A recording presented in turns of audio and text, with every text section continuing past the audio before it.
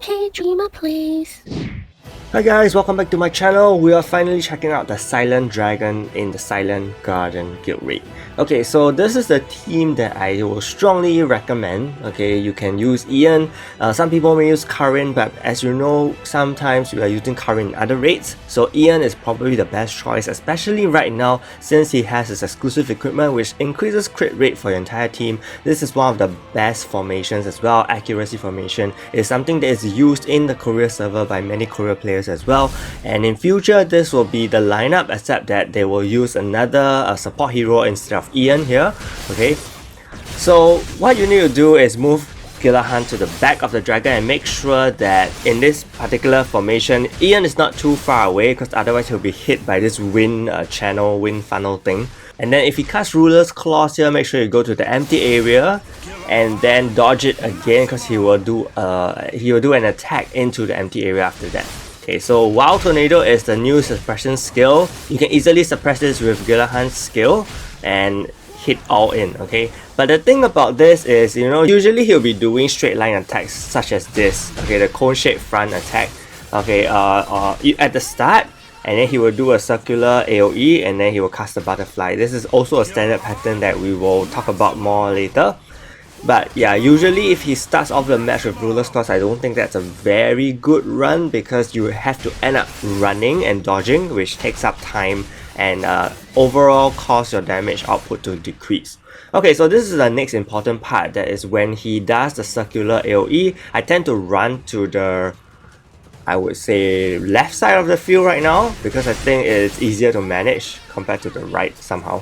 So on the left side, just make sure you go to the extreme so that you avoid the straight line attack, and of course the horizontal ones as well. And then over here, he will cast Ruler's Claws again. Just make sure that you steer clear of it, and immediately he will go back to casting the wind funnel. Okay.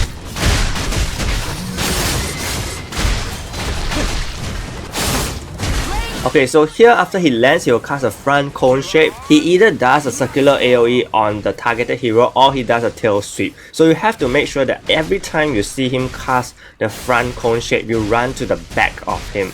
Okay, because he will follow the hero, the targeted hero, and he will cast a tail sweep for sure after the front cone shape or straight line attack.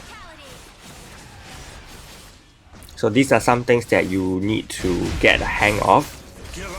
So yeah, front cone shape attack here. So he may do a circular, in this case he does, and then there will be a tail sweep for sure. So make sure that Gilahan is always in the front of the dragon. Okay. So he does a straight line here, which also has a chance of leading to a tail sweep. But in this case, because of the timer, I guess he decided to use the big AoE and the crisscross skill. So what you should do here is that you can go into the same quadrant where he is free, where there's no attack happening, and you can continue attacking him even when he's charging his straight line attack. That's the most ideal situation.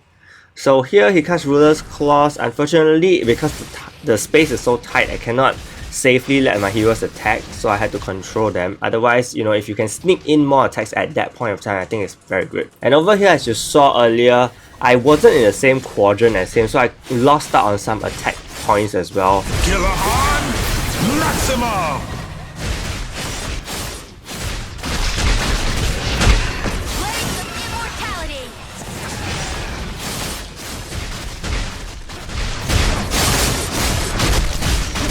For me, I think the Silent Dragon is all about timing. You need to get a very good grasp of the timing of when he attacks.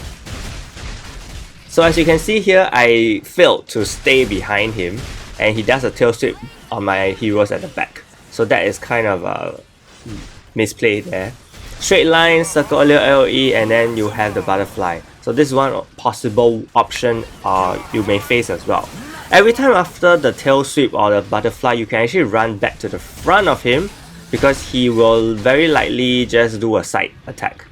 So in this case, I move to the quadrant where there's no damage and I can continue attacking him while he's charging.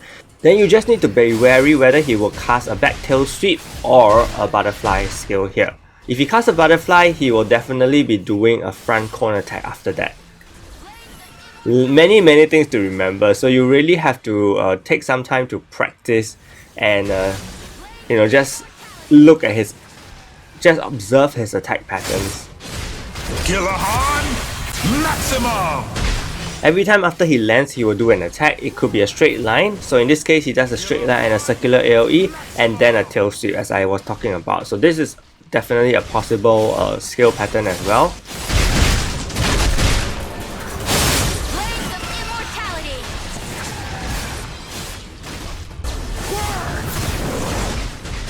Yeah, so to be honest, the more he casts Ruler's Claws, the lesser your score is going to be, which is not going to be great because it's just going to eat into the time where you are going to run and try to find a good area to attack, and also at the same time keep your heroes safe, because sometimes your heroes may push each other into the not safe zone and it's not going to be very good.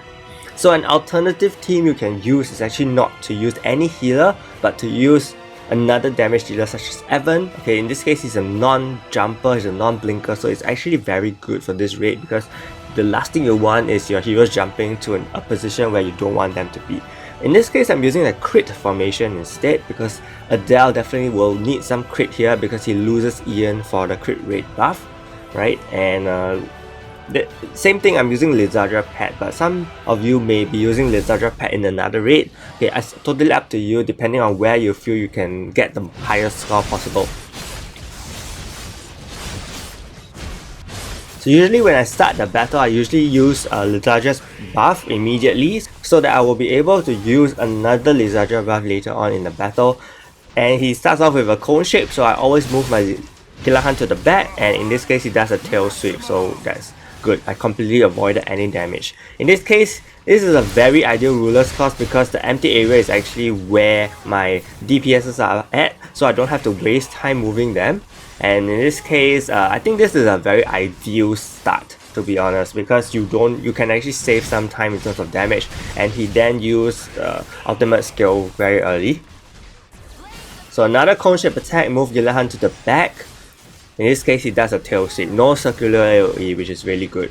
Move Gilahan back to the front. Okay, then another straight line attack here. He will do probably a circular. Oh, this is the big one.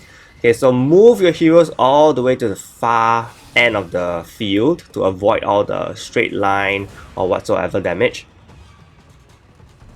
Well, the moment he lands, you can immediately start attacking him. Okay, don't waste time.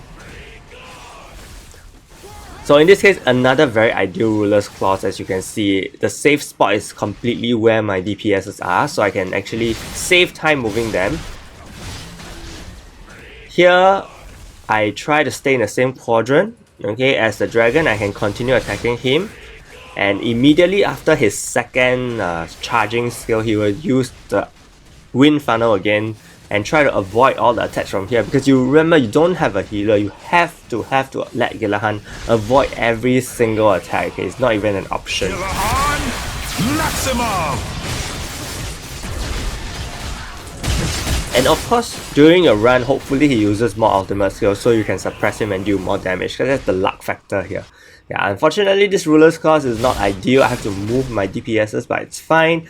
Move them back into the same position and continue. He tends to skill back to back very quickly, so make sure you are alert here. Back tail sweep, as you can see, front cone, AoE, back tail sweep, standard. Another great Ruler's Claws. But to be honest, a little bit too many Ruler's Claws. Okay, so in this case, I didn't manage to be in the same quadrant as him, but since he is in the middle spot, I can actually just attack him from the side. And he does a butterfly, which means he's going to do a front cone here, and then a back tail sweep. So make sure remember this, because I clearly forgot over there and I had to move my heroes from the area. Here I try to stay in the same quadrant as him, but unfortunately my Gilahan rushed into the straight horizontal lines and got swept. I had to use my pet heal here, otherwise Gilahan was gonna die. So yeah, front, circular, back tail sweep, and then a side attack.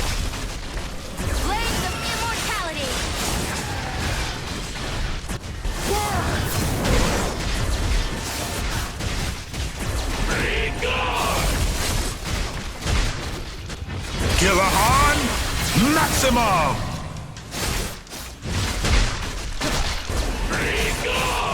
Gillahan, Cone shape, maximum. circular AoE, and oh, butterfly. Yeah, unfortunately I could not have seen that coming. Because I was expecting a tail sweep, but he does a butterfly.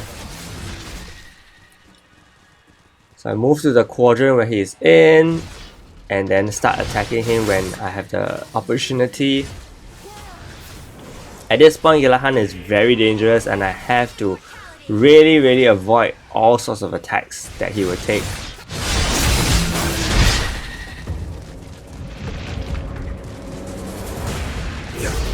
Gillahan, Unfortunately, okay, Rachel survives, but we are in red zone now, so every little bit of health counts and you need to be very alert. Unfortunately, I cannot attack in this spot because my heroes will be spread out and they may get hit when Rachel did.